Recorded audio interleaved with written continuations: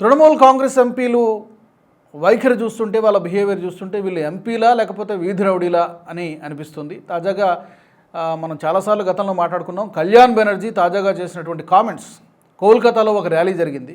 ఈ ర్యాలీ ఎస్ఐఆర్కి వ్యతిరేకంగా ఎస్ఐఆర్ పేరుతో కేంద్ర ప్రభుత్వం ఎన్నికల సంఘం కుమ్మక్కయ్య ఓట్లను తొలగించేశారని చెప్పి ఒక ర్యాలీ నిర్వహించారు. ఈ ర్యాలీలో కళ్యాణ్ బెనర్జీ ఏం మాట్లాడారంటే, కేంద్ర ఎన్నికల సంఘ ప్రధాన అధికారిని చీఫ్ ఎలక్షన్ కమిషనర్ అయినటువంటి జ్ఞానేష్ కుమార్ వేలుని నేను నరికేసేవాడిని ఆ రోజు అని మాట్లాడారు.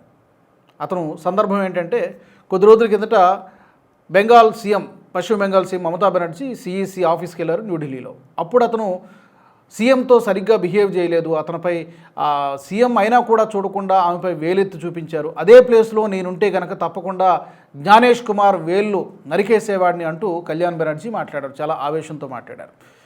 ఇదేదో అవుట్ ఆఫ్ యాంగర్ మాట్లాడారు, ఏదో పొరపాటున జరిగిపోయింది అనుకోవడానికి లేదు. నిజానికి కళ్యాణ్ బెనర్జీ బిహేవియర్ పార్లమెంటు లోపల అలాగే ఉంటుంది, పార్లమెంటు బయట కూడా అలాగే ఉంటుంది.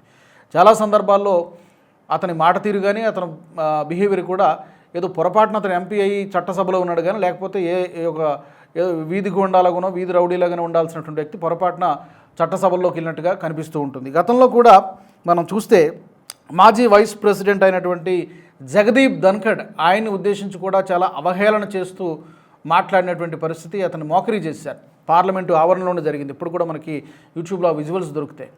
అంటే ఒక వైస్ ప్రెసిడెంట్ ఆ హోదాకైనా గౌరవం ఇవ్వాలి కదా. ఆ వ్యక్తిపై గౌరవం ఉన్నా లేకపోయినా వైస్ ప్రెసిడెంట్ ఉపరాష్ట్రపతి అంటే ఆ పదవికి ఇవ్వాల్సినటువంటి గౌరవం ఇవ్వాలి. అది కూడా లేకుండా అతన్ని అవహేళన చేస్తూ చేసినటువంటి దృశ్యాలు మనకు గతంలో కనిపించాయి. ఇప్పుడేమో కేంద్ర ఎన్నికల సంఘ ప్రధాన అధికారిని జ్ఞానేష్ కుమార్ చేతివేలను నేను నరికేసేవాడిని, అతను రాజ్యాంగబద్ధమైనటువంటి పదవిలో ఉన్నారు కాబట్టి బతికిపోయారు, లేకపోతే నా తడాఖా ఏంటో చూపించేవాడిని అని చెప్పి ఆయన మాట్లాడారు. అండ్ గతంలో మనకు గుర్తుండే ఉంటుంది, వక్ఫ్ చట్ట సవరణ బిల్లుకు సంబంధించి కొన్ని రోజుల పాటు ఈ పార్లమెంటరీ కమిటీ సమావేశాలు జరిగాయి.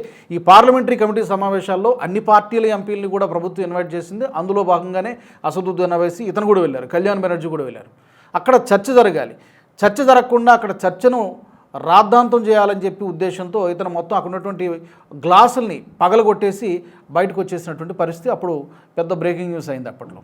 అంటే ఒక హుందాతనంగా బిహేవ్ చేయడం అనేది తృణమూల్ కాంగ్రెస్ పార్టీ టీఎంసీ ఎంపీలకి లేదా ఎమ్మెల్యేలకి అలవాటు లేనట్టుగానే కనబడుతోంది. పార్లమెంట్లో కానీ లేకపోతే అసెంబ్లీలో కానీ ఎంత రచ్చ చేయాలో ఆ రౌడీ బిహేవియరు, గూండా బిహేవియర్ మాత్రమే కనబడుతోంది. మరి ఇలాంటి అరాచక పాలన ఇంకెంతకాలం ప్రజలు భరిస్తారు, బెంగాల్ ప్రజలు అనేది చూడాలి.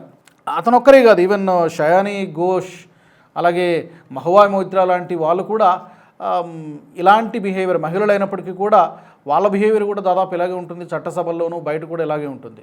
మరి ఇలాగ మాట్లాడినందుకు కళ్యాణ్ బెనర్జీపై ఏమైనా యాక్షన్ తీసుకుంటారా? అయితే పార్లమెంట్లో మాట్లాడలేదు, కోల్కతాలో మాట్లాడారు, ఒక ర్యాలీలో మాట్లాడారు. అయినప్పటికీ కూడా ఒక రాజ్యాంగ పదవిలో ఉన్నటువంటి ఒక అత్యున్నతమైన అధికారిపైన ఇలా మాట్లాడడం అనేది డెఫినెట్గా అతనిపై చర్యలు తీసుకోవాల్సిందే. అయితే ఎలాంటి చర్యలు ఉంటాయో చూడాలి. అతని ఎంపీ సభ్యత్వాన్ని ఏమైనా రద్దు చేయొచ్చా, లేకపోతే కొంతకాలం పాటు ఇంకేదైనా యాక్షన్ ఉంటుందా అనేది చూడాల్సి ఉంది. ఈ వీడియో మీకు నచ్చినట్టయితే లైక్ చేయండి, 10 మందికి షేర్ చేయండి. అలాగే కామెంట్ల రూపంలో మీ అభిప్రాయాలను మాతో పంచుకోండి. Nationalist hub group of channels ను సబ్స్క్రైబ్ చేసుకుని తెలుగునాట జాతీయవాద జర్నలిజాన్ని ప్రోత్సహించండి. ఈ వీడియో కింద ఉన్న బెల్ ఐకాన్ పై క్లిక్ చేయడం మర్చిపోవద్దు.